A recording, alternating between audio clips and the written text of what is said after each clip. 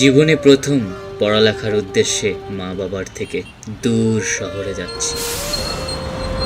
শুনেছিলাম শহরে জীবন বেশ যান্ত্রিক, কিন্তু বাস্তবটা আরো কঠিন। বিগত 7 দিন যাবৎ কাকির বাসায় আছি। মায়ের আঁচলে যতটা আদরে ছিলাম, ঠিক তেমনি কাকির বাড়িও বেশ সুখেই আছে। আমার মানি ব্যাগে টাকা কই? টাকা কে সরাইলো? ঘরে কি চোর চাচা ঢুকাইছে নাকি? সবুজ, তুই করছিস না এই কামটা? ছোট কথা তুই করছিস না এই কামটা? তুই করছিস?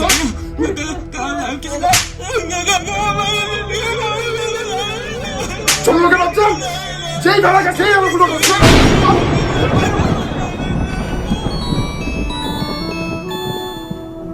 হ্যালো হ্যালো বাজান, কেমন আছিস তুই?